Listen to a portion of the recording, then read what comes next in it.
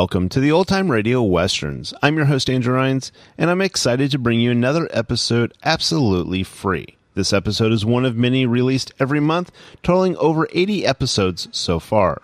Each one is meticulously digitally restored and stored in the cloud for your convenience, a process that incurs costs. To help cover these expenses, you might hear some advertisements throughout the episode.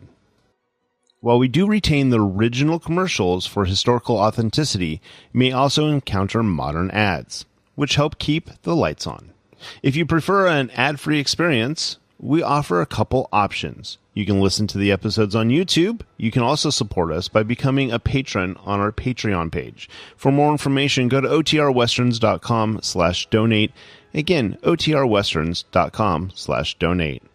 I do want to emphasize that we are committed to providing this content to you for free, but also we have to be transparent about the financial realities to bringing this to you. Now, let's get into this episode. This episode is going to be The Lone Ranger. Original air date is February 6th, 1948, and the title is Ma Henry Takes a Hand. Thanks for listening, and let's get into it.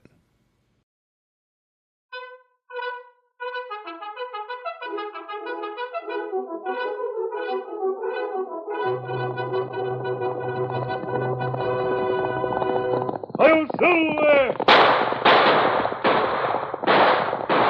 A fiery horse with the speed of light, a cloud of dust, and a hearty hi-yo Silver, the Lone Ranger.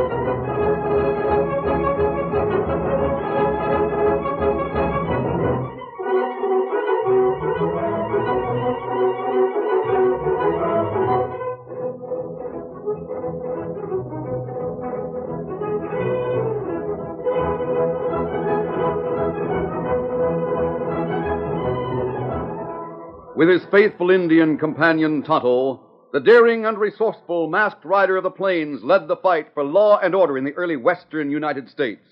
Nowhere in the pages of history can one find a greater champion of justice.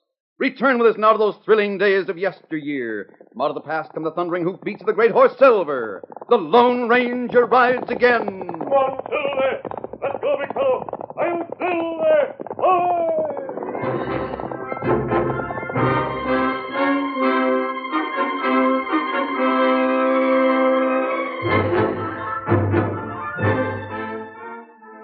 It was 1876, a year memorable for the last great Indian uprising.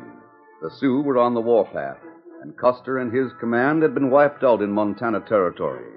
Even so, the settlers of Colorado, which had just been admitted to the Union, prepared for an all-out celebration.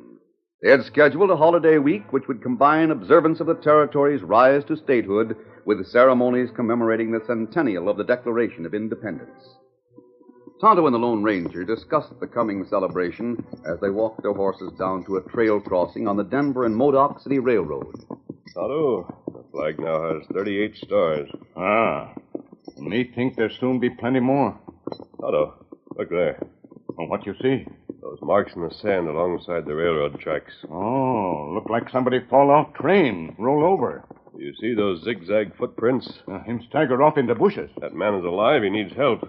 Him right ahead, you see? Yes, he's on his face. Whoa, Steady, big fella. Me turn him over while you get canteen. Good. I'm still alive, but got plenty cuts, bruises. Here, drink this, mister. We're friends.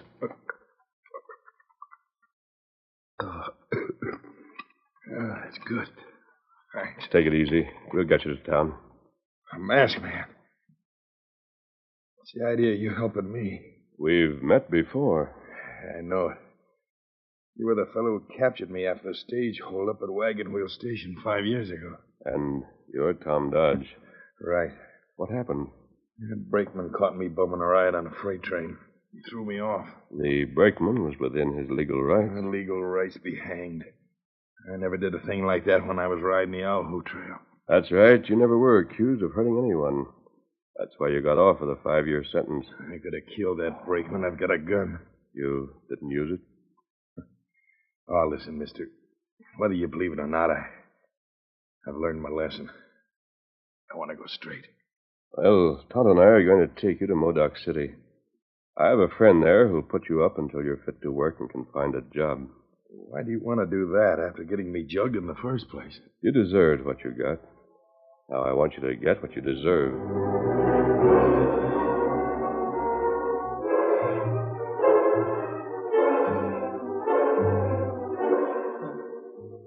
Several days later, Tom Dodge knocked at the kitchen door of Modoc City's only hotel, a rambling structure of logs and stone known as the Hank House.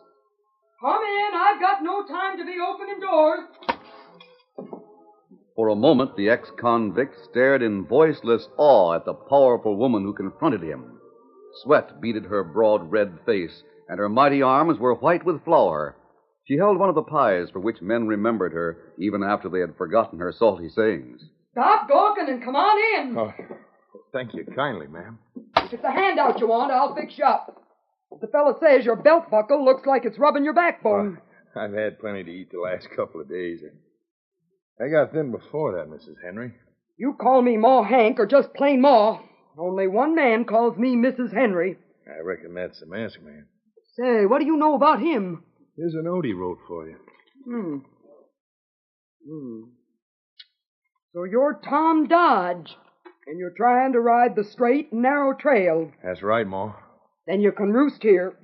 Your board bill can run till you get fleshed up and start working.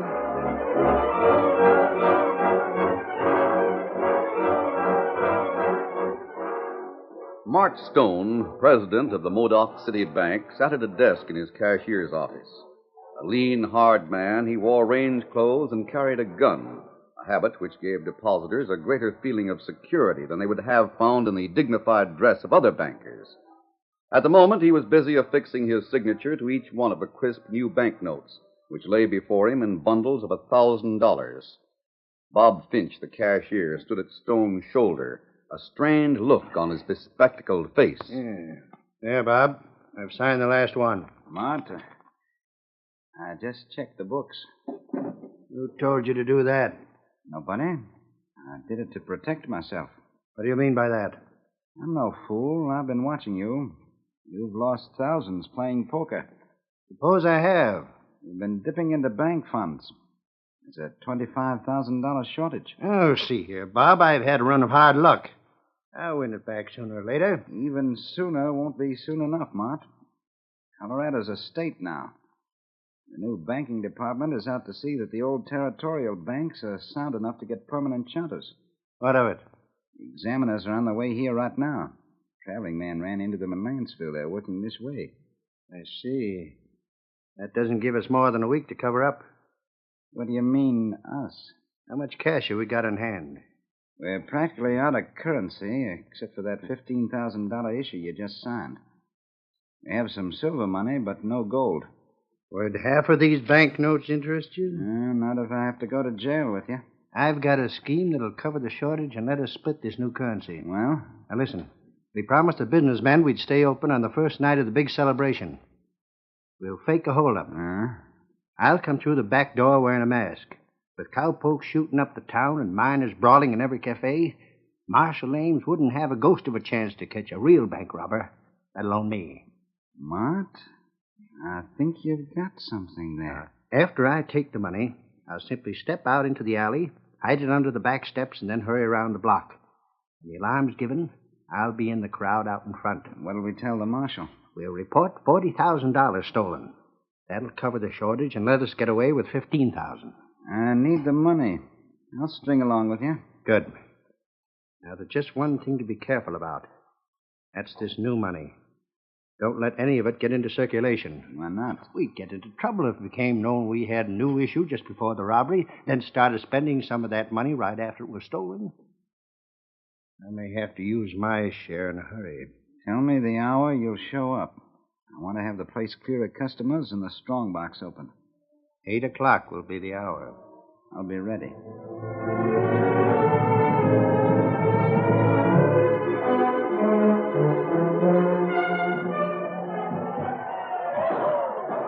On the first night of the centennial celebration, Modoc City was a scene of unbridled revelry. As 8 o'clock approached, the square was jammed, but bursts of yelling and shooting continued to announce the arrival of more merrymakers.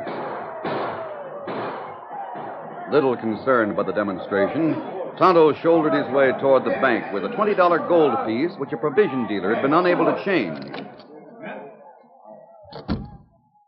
The Indian found Bob Finch at the cashier's counter and presented the double eagle. Me like get change. Everybody's been wanting change.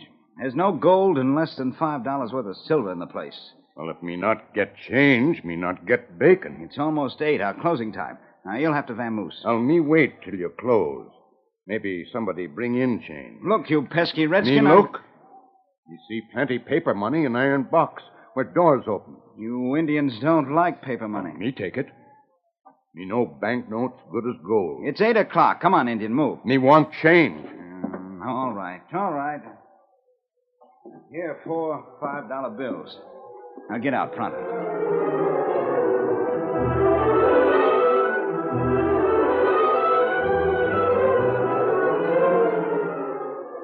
A few seconds after Tonto left the front door of the bank, Mart Stone slipped in through an alley entrance. A neckerchief covered his face, and he held a gun. Everything set, Bob? Yes, but I had trouble getting rid of the last customer. The front door isn't locked. It won't matter if I work fast. Where's the money? Right there in the box, all tied in a bundle. But listen, Mart, about that money. I've got it all. I wanted to tell you that... Say, you're pointing that gun right at me. I sure am, you fool. I can't let you live knowing what you do. Now, wait. I won't tell. I'll juggle the books for you. This balances everything. No, don't shoot. Don't.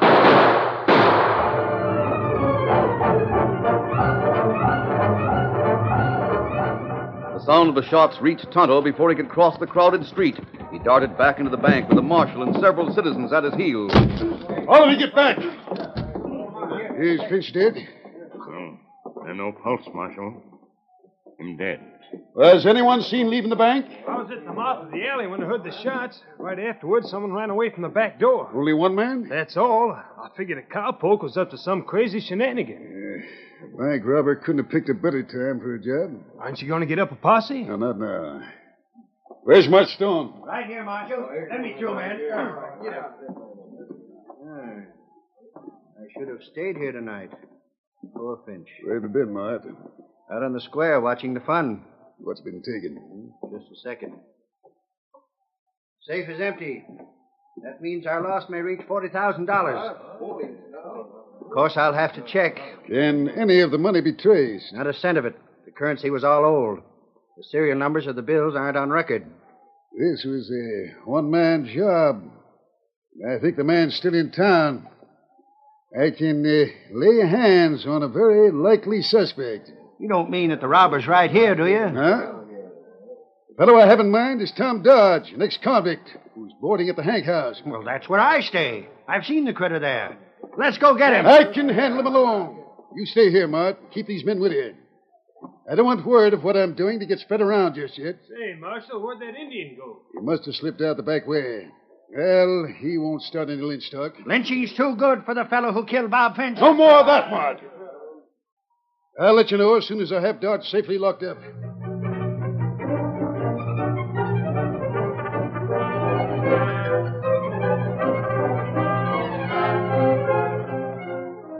Later that night, Tonto rejoined the Lone Ranger at a deserted shack just outside Modoc City. He told of the bank robbery and murder and then reported what he had been able to learn about Marshal Ames' activities. Marshal find Tom Dodge in hotel, but him not find any gun or money. Dodge in jail now. Dodge's past record doesn't prove him guilty of this crime. Maybe that fella Stone rob own bank. What gave you that idea, Tonto? Well, him lie about money taken from bank. Him tell Marshal all paper money plenty old. That not true. How's that? Well, just before him get killed, cashier give me 4 bills from big pile in strong box. That money all look new. Yes? After Marshal arrest Dodge, Stone make plenty lynch talk. Everyone getting plenty worked up when me leave town. Marshal Ames can't stand off a mob. The jail's too weak. Oh.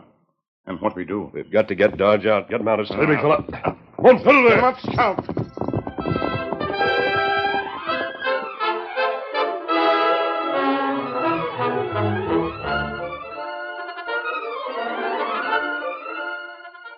The curtain falls on the first act of our Lone Ranger story. Before the next exciting scenes, please permit us to pause for just a few moments.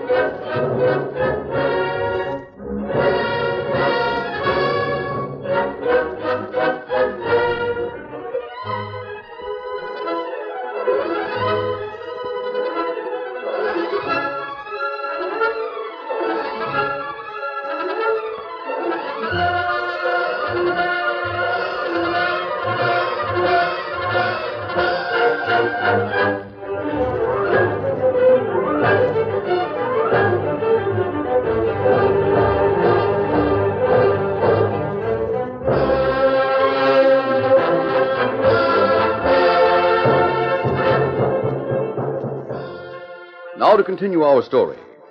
The Lone Ranger and Tonto soon reached the mob-threatened jail where Tom Dodge was held as a suspected bank robber and killer. They scouted around the log-walled building on foot and found that Marshal Ames and his deputy Todd Stanton were busy stringing a barbed wire barricade between the porch posts.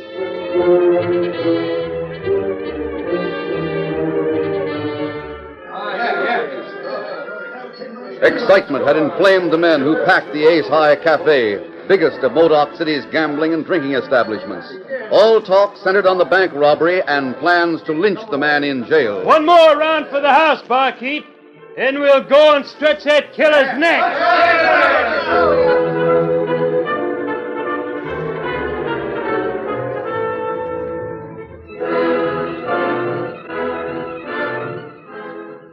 Meanwhile, the Lone Ranger and Tonto had withdrawn to the rear of the jail building where their horses stood. There they found the cell window. The masked man tossed a pebble through the bars. Tom Dodge. Who's there? Your friend, the masked man.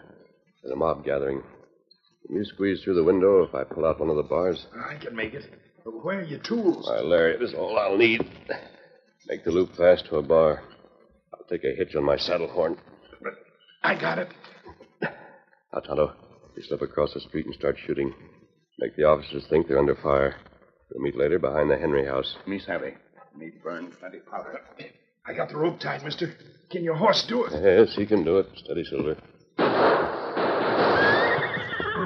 Get ready, Tom. Black Silver. Back. Back, boy. Keep pulling. The bar's giving. Back, big fella. It's out. I'm coming through. There's somebody out back. Get him, Todd. I'm coming, Marco. Quick, Tom. Get on that pinto. Steady, big fella. Now follow me. Run. Here, boy. Stop, you man. Stop or I'll shoot.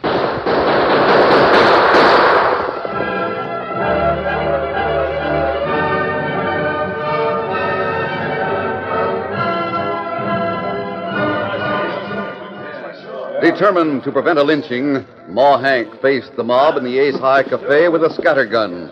Some fell back, while still others took a stand with the big landlady of the Henry house, their hands on their 6 guns. Stay back, you fellas, or I'll let you have it.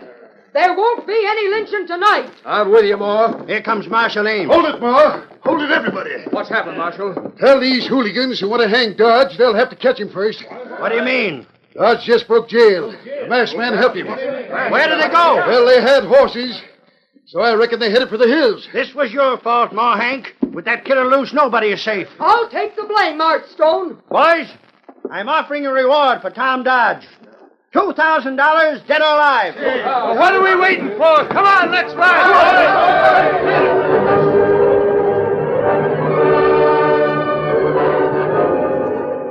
When Ma Hank returned to her hotel a little later, she found the Lone Ranger waiting at the stables with Tonto and Tom Dodge. Say, I thought you fellas had made a getaway. I hope that's what everyone thinks. Almost everyone in town is out in the mountains hunting you. Oh, what about Marshal Ames? Him and his deputy refused to ride with the mob. They knew they couldn't control it. Is Mart Stone with the posse? No, he must be in the hotel right now. The lamp was just lit in his room up there. Yes, I see it. Stone has offered a $2,000 reward for Tom. For me? Why, that sidewinder. He's bound to get me strung up. $2,000 is a lot of money. I don't quite savvy his play, knowing he never cared much about Finch. He may be trying to make sure his own crime is never uncovered. With Tom dead, the case would be closed. So you suspect Stone of pulling the job himself. I ought to have been smart enough to think of him. Why do you say that, Mrs. Henry? Mister, he's as cold-blooded as a mackerel that's been frozen up in an iceberg at the North Pole. I'd understand why a banker who is able to embezzle funds would turn hold-up man and kill his cashier. Stone has lost thousands of dollars playing poker the last few months. He uses his room for his games, so I know. We'll never be able to clear Tom or convict Stone unless we tie him to the stolen money. If that dinero can be identified, why don't you grab Stone and force him to dig it up? As things stand now, we'll have to get him to produce the money from his own person in the presence of good witnesses. Yes, that's so. People all figure you're Tom's partner. Kimasabi, if Stone feller take money, him not take it far. Him show up in front of bank too soon. I have a plan. Can I help? Yes, Mrs. Henry.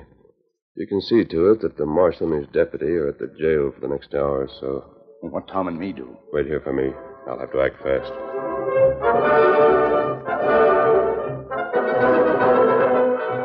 A few minutes later, the masked man stood outside the door of Mart Stone's room. Sounds which came from within told him that the banker was still up. He knocked. What's the matter out there? I've got word for you, Stone. What about? Tom Dodge. Open up.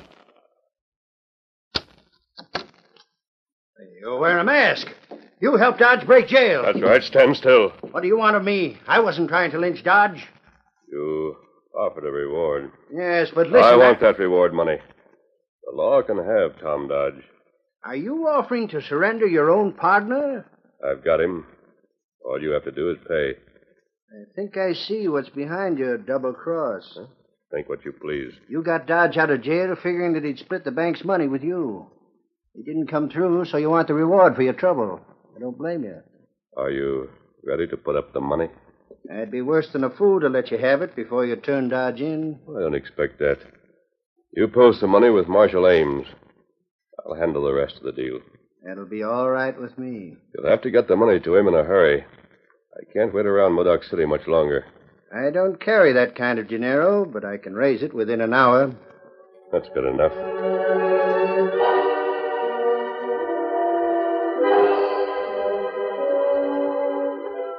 Ma Hank occupied the sturdiest chair in the jail office, holding her scattergun on her knees, while Marshal Ames and Deputy Stanton tried to decide what her presence meant. Well, you didn't come here just to be sociable. What's up? Well, Marshal, I don't rightly know, but I hear somebody out in front right now. Yeah? It's Mart Stone. Howdy, Mart. Howdy, folks. Thought I'd bring in the money I'm offering for a reward. You want me to pay it over to anyone who delivers Dodge here? That's the usual procedure. Here's the $2,000. Say, Mart, how'd you get that much dinero together now that the bank has been cleaned out? It's poker money, Ma. I've always kept a cash reserve on hand. And I'll take charge of it, Mart. Steady, all of you. Keep your hands in sight. Wait, it's the masked man. Came out of the cell. He's got your man Dodge with him. Yes, and there's that Indian who was in the bank. What do you fellas want? What were you doing in the cell? We came in the way Tom Dodge got out, through the window. We've been waiting for Stone. Marshal, I made a deal with this masked man to surrender Dodge. That deal doesn't go with me. He helped Dodge get out. Even if he is willing to pull a double cross now, he rates as an outlaw. Disarm them, Tonto. Do it. This is Henry. Watch that front door. I'm watching it, masked man. Oh, Hank. Are you in cahoots with these fellas? We're all working for the same thing, Marshal. Justice. He got guns, Kemosabe. Good. Now, Marshal Ames, take a look at that reward money Stone gave you. It's all freshly printed, I see. That money was in the bank a few minutes before the robbery. He's lying, Marshal. It's a trick to save Dodge's neck. Somebody's lying. Now examine the banknotes I'm handing you. Notice the serial numbers. They're pretty close to the numbers on these other greenbacks. Those notes came out of a big pile in the bank strongbox. They were passed to my Indian friend for change by the cashier. Finch did that? Why... What were you going to say, Mart? Nothing, Marshal. You practiced law before you got to be a marshal. You know a court wouldn't listen to these killers. Tonto, tell the marshal what happened a little while ago. Well, me follow Stone. Him go behind bank, take something from under board steps, and then come here. What did he take? Well, me not see. It too dark. But me go look under steps after him leave.